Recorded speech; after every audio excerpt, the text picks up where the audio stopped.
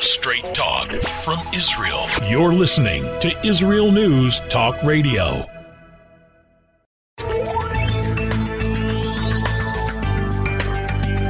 Welcome to the Science of Kabbalah with your hosts, Rabbi Yitzchak Michelson and William Hall, here on Israel News Talk Radio.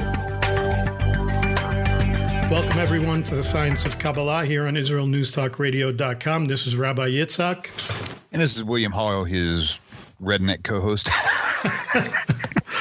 His redneck you knew co-host. That was coming. You had to have known that was coming. Yeah, on the other side of the world, not just on the other side of the glass. Yes, indeed. So speaking of rednecks on the other side of the world, we've been talking about conspiracy theories the last couple of weeks here on Science of Kabbalah and on Tanakh Talk. And I think I rocked your world a little bit last week when I brought it up and brought up the idea that I don't see how conspiracy theories really mesh with somebody who claims to be connected to Hashem, connected to the Creator, trying to follow Torah, and so forth. So we're not going to let this subject go away. It's because every time, William, I open up social media in the morning, right, I just want to pull my hair out of my head. Yeah, and in case you missed last week, it was the point. One of the points I thought that stuck out to me was that when in Torah you find conspiracy theories happen, it's always happened in a negative light. It's never been a positive thing. Yeah, absolutely. One of the two examples that I brought up were the 10 spies that went in with Caleb and Yehoshua, that went in to spy the land and then came back and gave a negative report. And then the second one was Korach, when he came against Moshe and Aaron, thinking that they were abusing their power. So we had two examples of what would have been considered Torah-based conspiracy theories. But I'm very excited about the show today because we have not had a guest on in quite a long time. It's just been me and you. And I'm excited because I brought in a guest this week. I just happened to be scrolling around and looking, and I found somebody whose main body of work is about conspiracy theories. So when we come back from the break here in about a minute or so, we're going to be talking to Professor Joe Uscinski, who is a political scientist and an expert in conspiracy theories. He's written several books, edited some books. He's got quite a number of articles on this subject. I've watched some of his videos. Towards the end of the show, with him on, we will allow him to give his information so that if you want to contact him and give him your latest conspiracy theory so you can help him continue his work, we're happy to do that for you. So stay with us. We're going to go to a break here. We'll be right back here on the Science of Kabbalah on IsraelNewsTalkRadio.com. Israel is located in one of the most volatile areas in the world. Israel is an island of stability in a sea of war and unrest. In the midst of this turmoil, Israel stands out as a beacon of order and human progress. Each week we update you on what's happening in this, the Jewish state, a true light unto the nations. This is Jay Shapiro. Join me every Thursday on Israel News Talk Radio.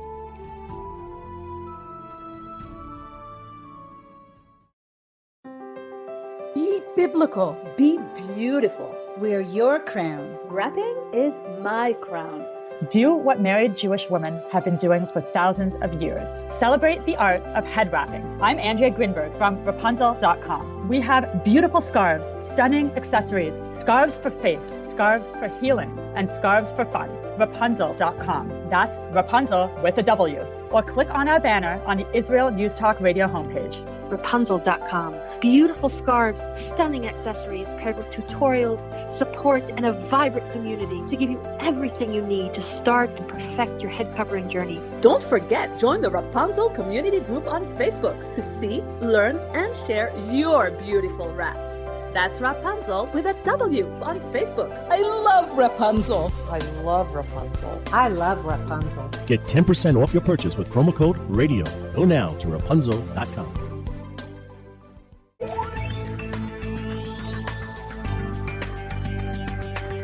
Welcome back to Science of Kabbalah with Rabbi Yitzchak Michelson and William Hall here on Israel News Talk Radio. Welcome back to the Science of Kabbalah on Israel News Talk Radio. Today we have a special guest, as you heard earlier, Joseph Uscinski, who is a conspiracy theories expert.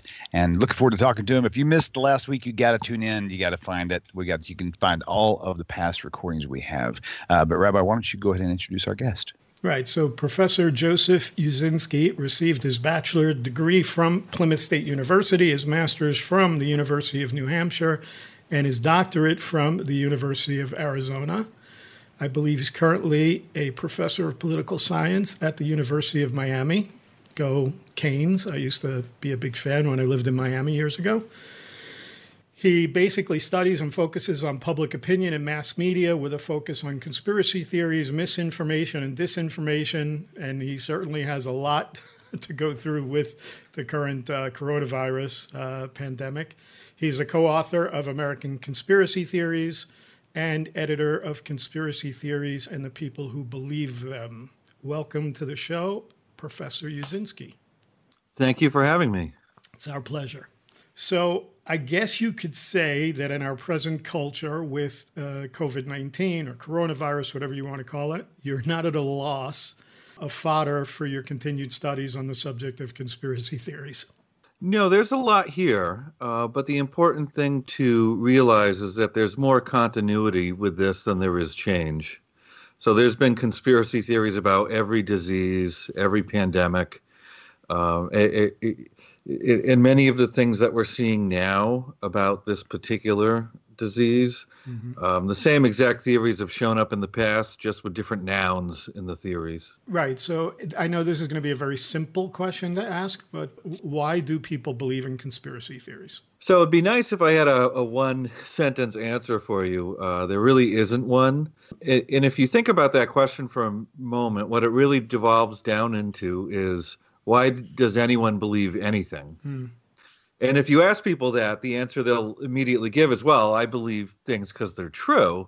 But the answer is we all disagree about stuff, and we can't all be right. So it's not truth that's really guiding all of our beliefs. So instead, there are a whole bunch of different forces, psychological forces that are within us, sociological forces that affect us, the people around us and how we interact with them, and then political forces, the leaders that we look to and the things that they say affect us. So all those things combine to drive us to buy into particular theories or not.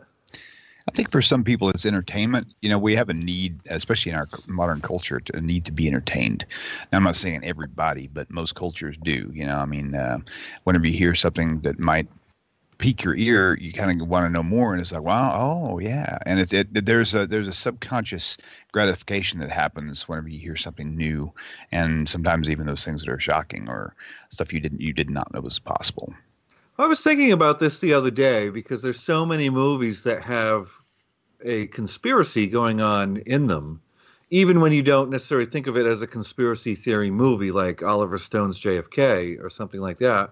But there's something about the plot device there that's really entertaining, because if you have an enemy coming after a protagonist and it's all done out in the open, it's just a war movie, or it's out in the open, it sort of lacks a mystery. But if you don't know who the enemy is, if they're operating in the shadows, if their plans aren't entirely broadcast to everyone, and it's all done secretly and covertly, then there's something really entertaining and interesting about that, certainly in movies, but then as theories of how to explain, the way the world works, that becomes, for some people, entertaining too. So something you just said was interesting to me before you were talking about the movies, was this idea of the psychological effect. And I was listening to something you said recently, and you talked about existing dispositions, the idea that sometimes we interpret information, the disposition that we already have. So maybe you can unpack that a little bit. I mean, you were talking about maybe something that's ingrained in us from the time that we were children.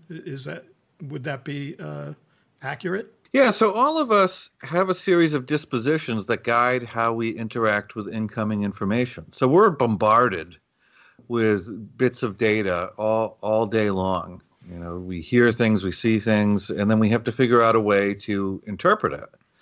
And we interpret those things on top of our existing dispositions. And we born, we don't really know how the world works. Our parents, our friends, our schools, the media that we're exposed to in our formative years, they all sort of shape us, and we come out of that socialization process with a series of dispositions that help us interpret things. And those dispositions are very thick glasses to see the world through. So, for example, I mean, people are brought up to be a Republican or a Democrat when they're young, and they may flip back and forth while they're in college because they're exploring or whatever. But by the time they're 30, 35, they solidify into whatever they're going to be. And for the most part, they're going to be that for the rest of their life. And as we know, partisan tinged glasses are very, very thick, and they affect how people see everything political. And that's the same thing for conspiracy theories. What we surmise at this point is that people have a stable disposition to see events and circumstances as the product of shadowy conspiracies lurking in darkness.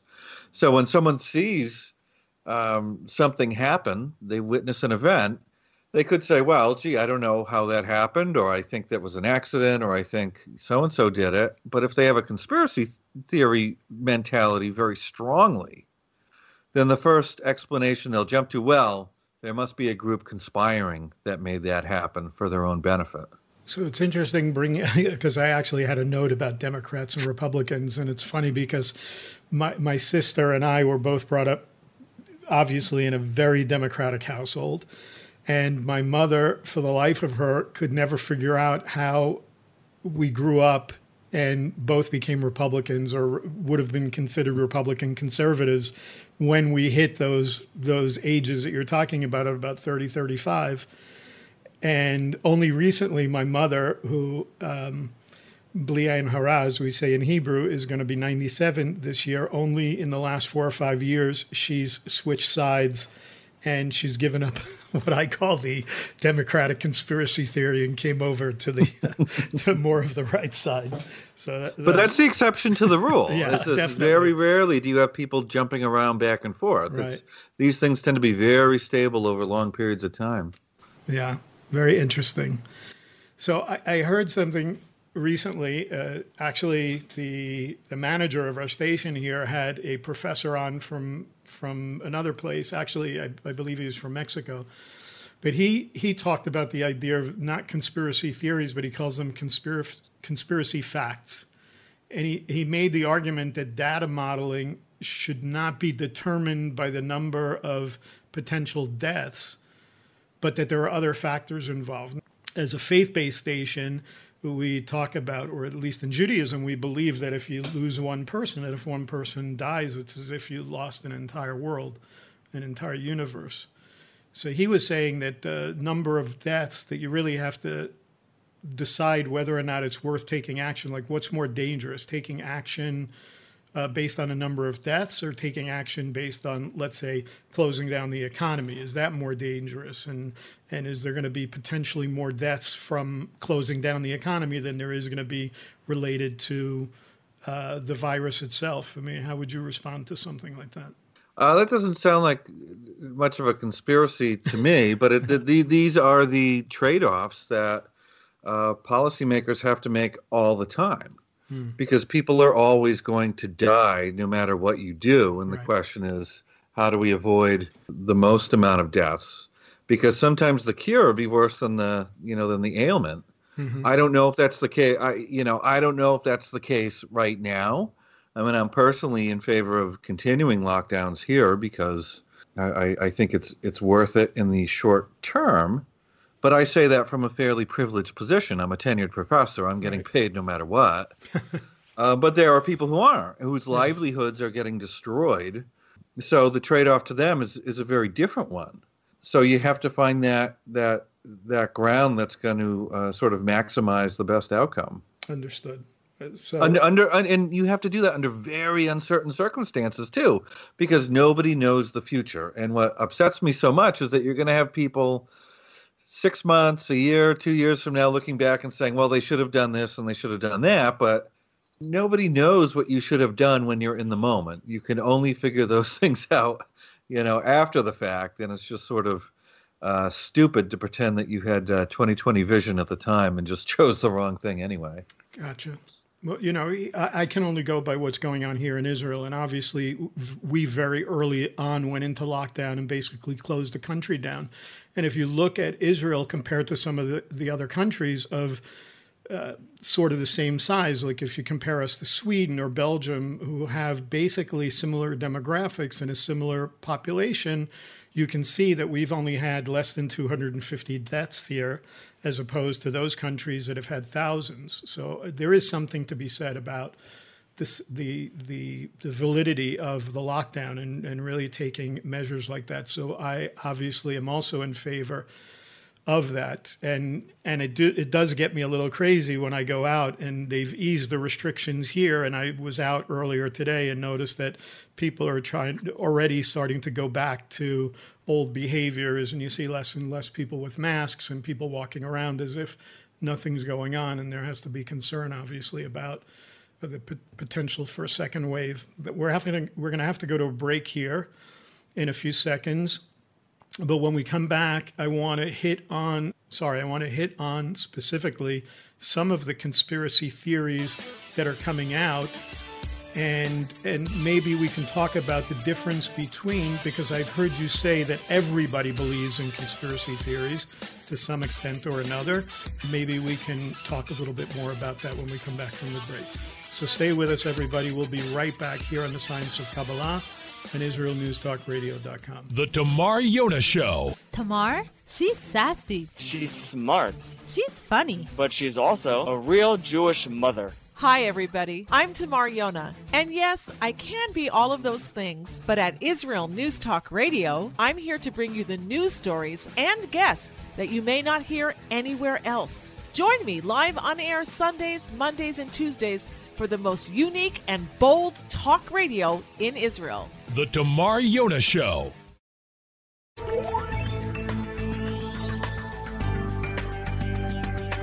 Welcome back to Science of Kabbalah with Rabbi Yitzchak Michelson and William Hall here on Israel News Talk Radio. Welcome back, everyone, to the Science of Kabbalah. This is Rabbi Yitzchak along with William Hall, and we've been talking to Professor Joe Uscinski from the University of Miami, talking about conspiracy theories. Before the break, I talked about how you have discussed in the past and written extensively on the idea that all of us, to a certain extent, believe in some type of conspiracy theory. But in the present culture, with the pandemic, we're seeing what I call conspiracy theories that are originating from sort of the deep end of the pool, so to speak, with 5G towers being burnt down in the UK and people making the argument that Bill Gates is only about trying to get a vaccine out so that we can all be microchipped, so that you won't be able to do any banking or be able to buy anything without this microchip. These are really deep-end kind of conspiracy theories, and I'd like to see whether or not you can describe the difference for us between what you're describing as every one of us believing in some type of conspiracy theory and then the person that buys into those kind of deep-end conspiracy theories. And just to say, Christians would love if that Gates thing came true. Right. So there are an infinite number of conspiracy theories out there. So, if I say the term conspiracy theory to a crowd, they'll come up in their mind with the moon landing was faked or JFK was killed by the CIA or something like that. But beyond those initial examples that everyone can point to, there are millions out there. It's an infinite number because everything that happens, people can posit whatever explanation they want for it. So whereas you have a official explanation for something, you can have infinite numbers of conspiracy theories about it because it's like fan fiction. People can just make up whatever they want to suit them at any given time, and then they can change those theories as evidence changes over time so they can protect those theories from being refuted. So what we find on polls is that when we ask people if they believe in particular conspiracy theories, what we find is the more theories we ask them about on a poll, the fewer and fewer people say that they don't believe in any. right? So if you extrapolate that out a little bit, if we were to ask about hundreds and hundreds of conspiracy theories on a poll, everyone's going to say that they believe in at least one or probably a few. But if you look at the range of people that we poll, some people believe very few conspiracy theories, and other people believe lots and lots of them. So that's sort of those are the people we're more concerned about right now, because those are the people who are most likely to buy into the coronavirus conspiracy theories.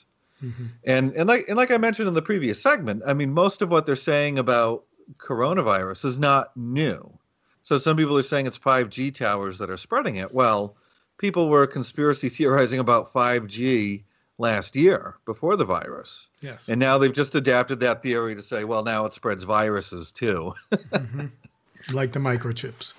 And the same people who are saying Bill Gates is going to stick you with a needle and with the vaccine is going to have a microchip and he's going to take over the world or something. Those people were against vaccines a year ago before this virus. So they're just adapting the things they already believe, the conspiracy theories they already have, to new circumstances. And they're just demonizing people they already dislike or fear or distrust. And using conspiracy theories about this new virus to do it. Okay. But why do you think people...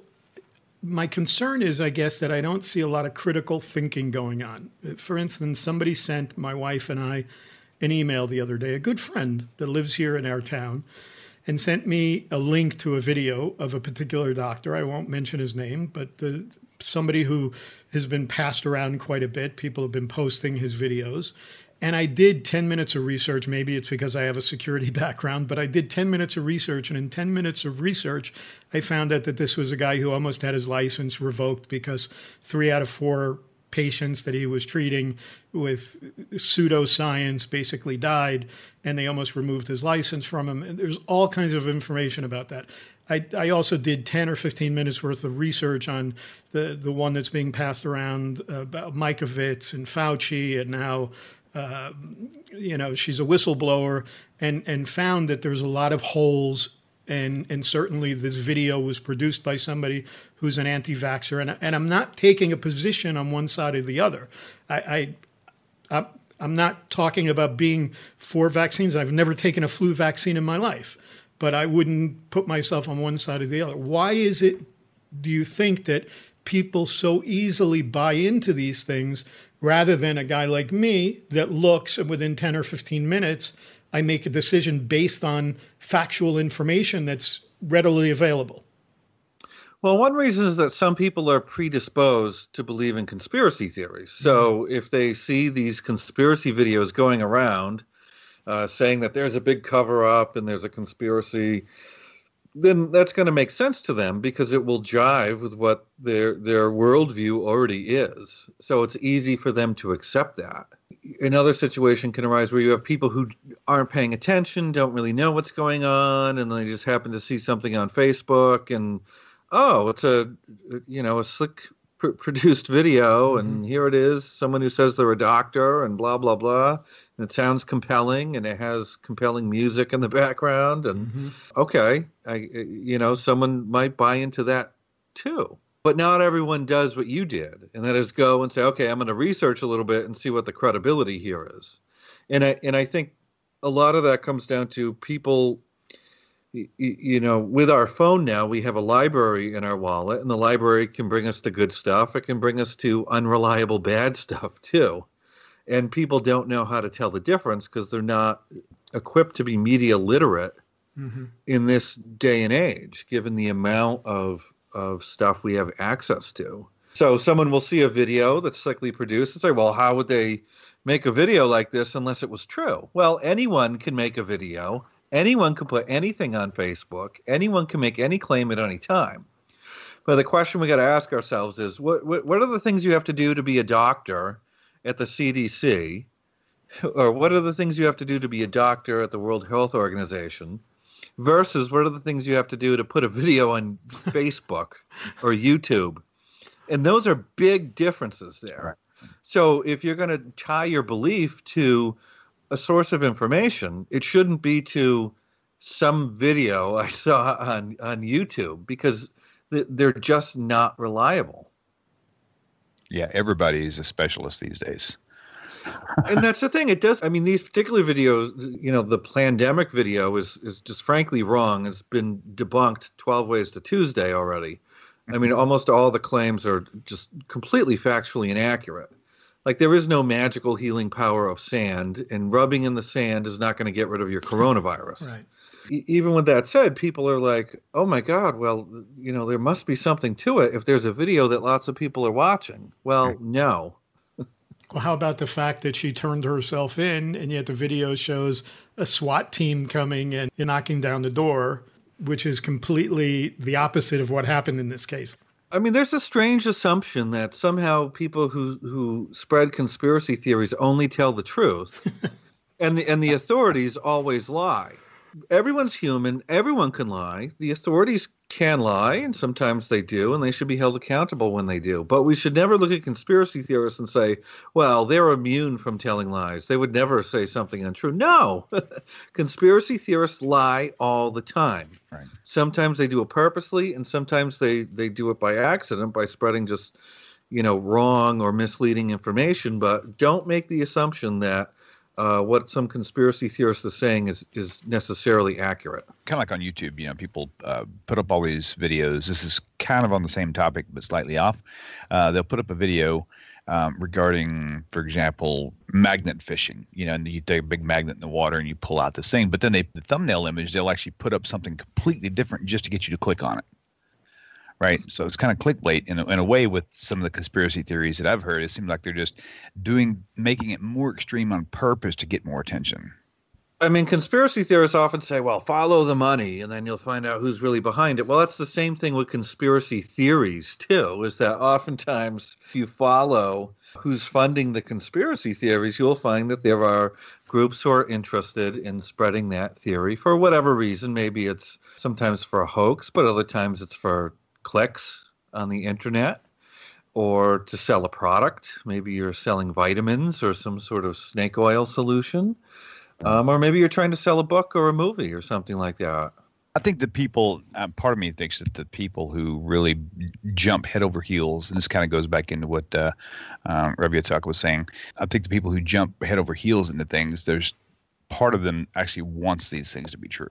That's why they don't research it more. It's almost like they're afraid they're going to debunk their own conspiracy theory if they do. I don't know if I would say that they want them to be true, because that sounds sort of perverse.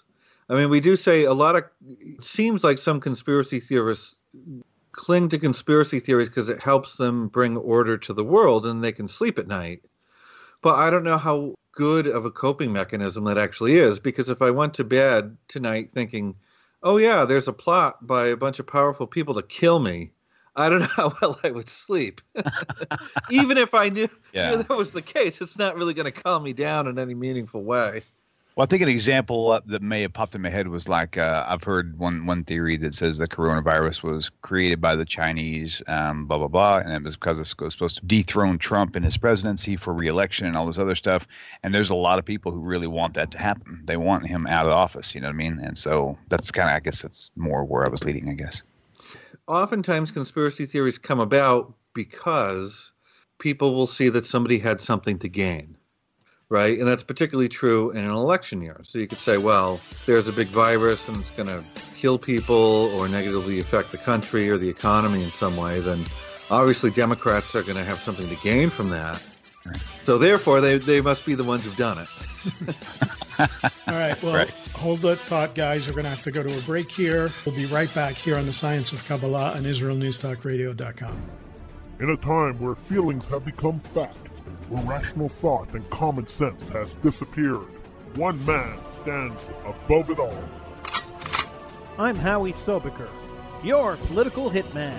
Political Hitman airs every Tuesday at 11:59 p.m. North American time, 7 a.m. Israeli time, only on Israel News Talk Radio. Are you interested in transforming your life, drawing closer to the Creator, and uncovering the deeper meanings and hidden treasures in the Hebrew Bible? Then join me, Rav Yitzhak Michelson, and me, William Hall, on The Science of Kabbalah, where we are seeking to narrow the gap between what we understand of our physical and spiritual worlds. So make sure to tune in every Tuesday at 5 p.m. Israel time, 10 a.m. Eastern Standard Time, here on Israel News Talk Radio.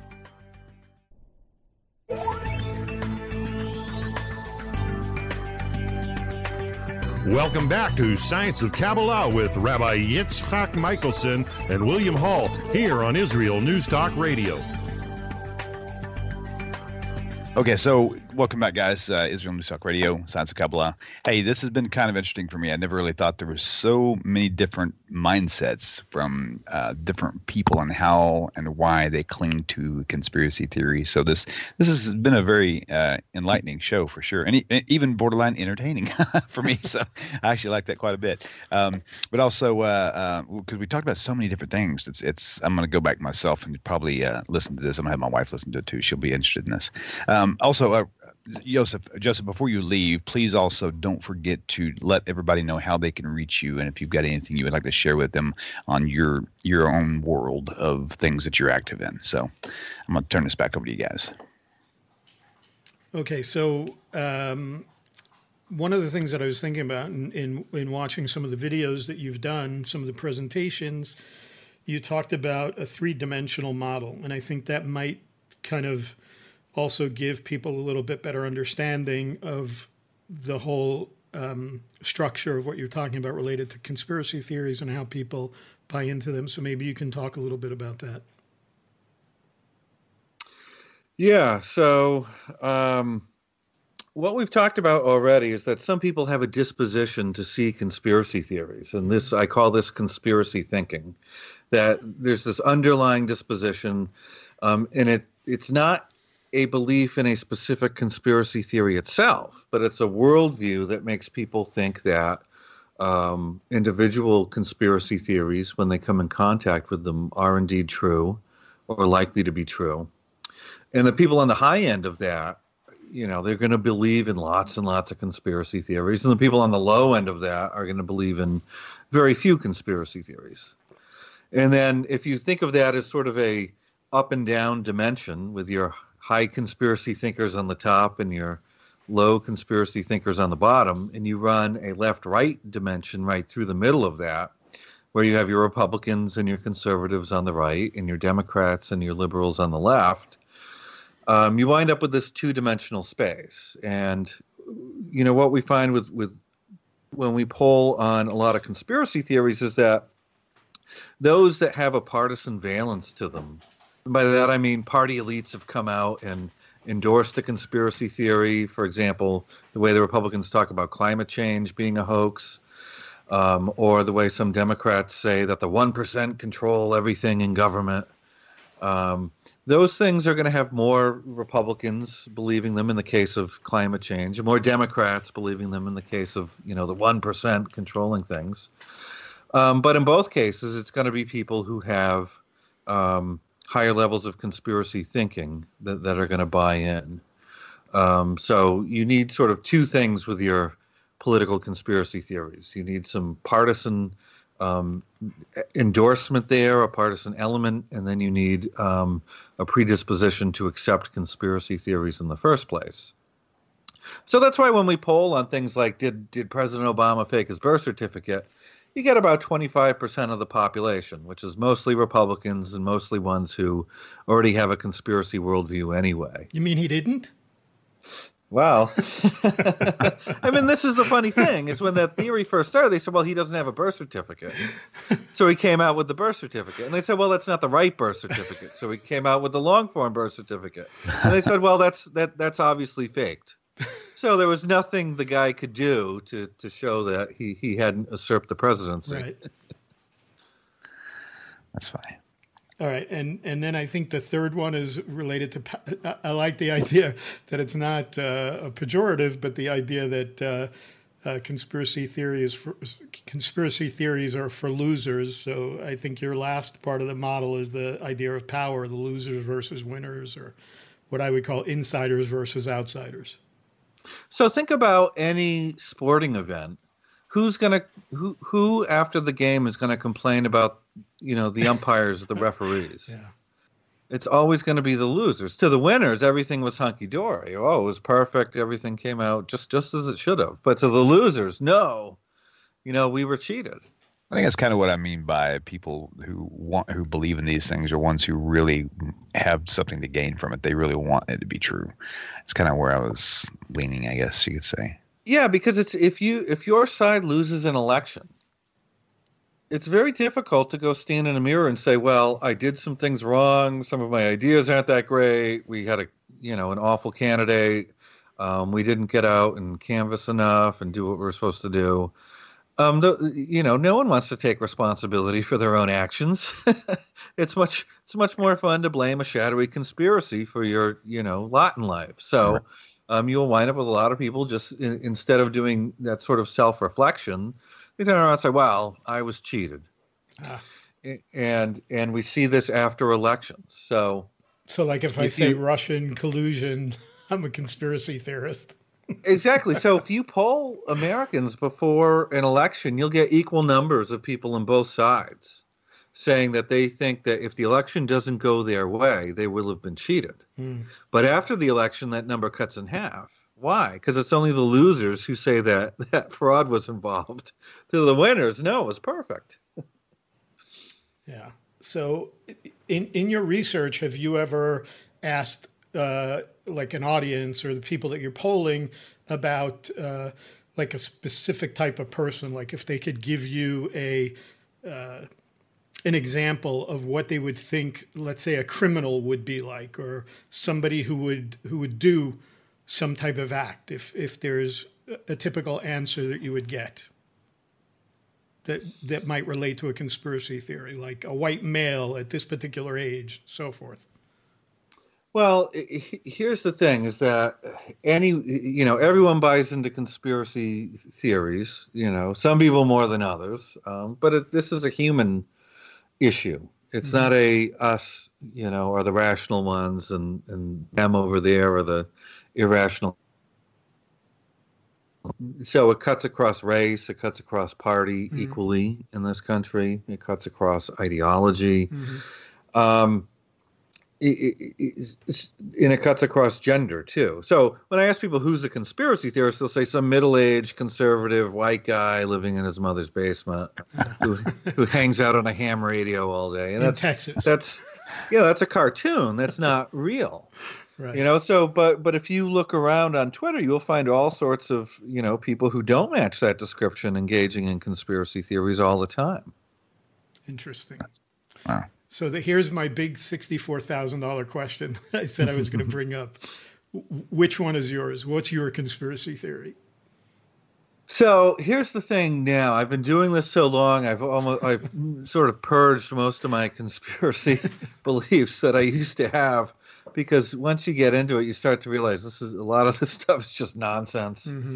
But when I was a younger man, the Oliver Stone JFK movie came out, and I really loved that. And I was just stuck with the idea that there was a conspiracy to kill the president, and everyone was in on it, just like Oliver Stone said.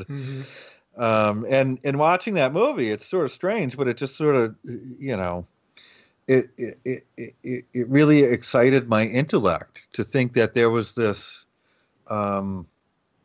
whole world going on beneath the scenes that no one knew about, and we would have to expose, and nothing really was what it seemed. Those were sort of neat ideas to me. Yeah. And then as I got older, I realized that even Oliver Stone said most of the stuff in the movie was made up nonsense.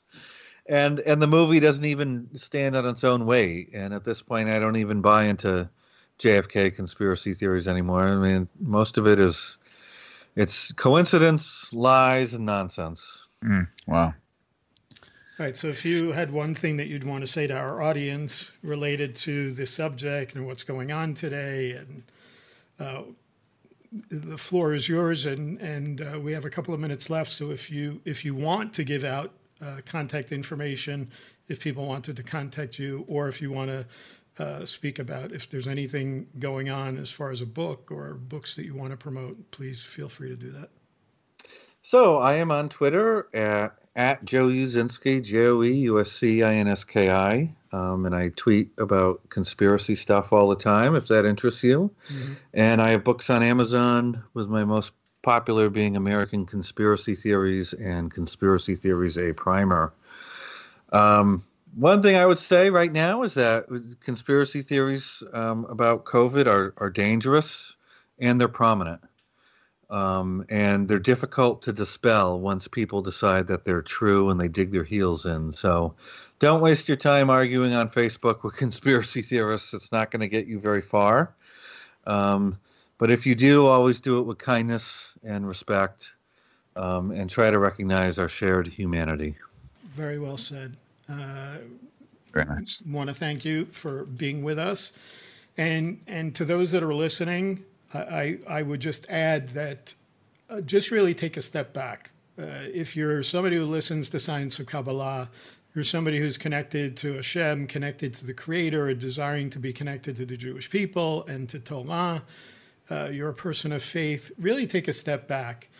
The Torah is not about conspiracy theories. It's certainly not about fear. And anybody who's promoting fear right now, even within the faith-based community, is really not serving you well. So take a step back, take a breath, realize that we have a Creator who's totally in control, and we're all going to get through this. As Joe said, we're going to get through this if we treat each other with kindness, if we fall back on what's important to us, being kind to other people, taking care of our loved ones, and just really remaining true to our faith. William, any final words before we go? No, I was just going to say thank you so much, Joe, for coming and joining us. I really gained a lot from this. This is really good. Thank you. Thank you. Again, we appreciate you being here, Professor Joe Uscinski, and we just encourage you to stay with us every week here, every Tuesday, 5 p.m. Israel time, 10 a.m. Eastern Standard Time, on the Science of Kabbalah here on IsraelNewsTalkRadio.com. Where can you get the inside news on Israel? At Israel News Talk Radio, we're dedicated to sharing Israel's inside story with the world by providing our listeners with news on Israeli politics, current affairs, and Israeli Jewish culture.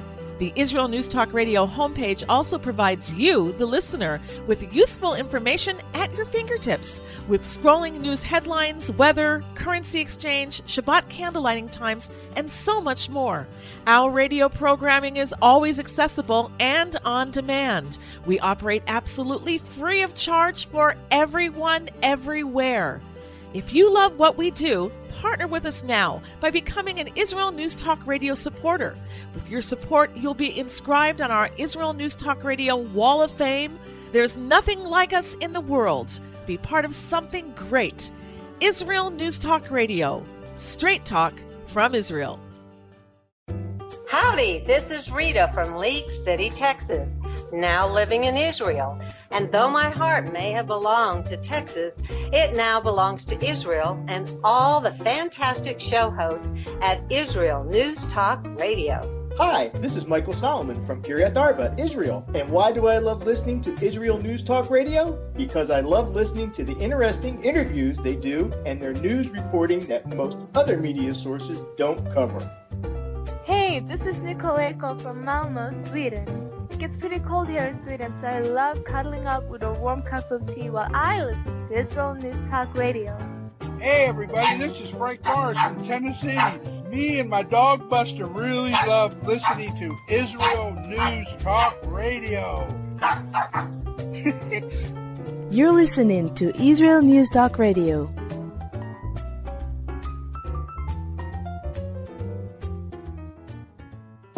News, opinion, and more.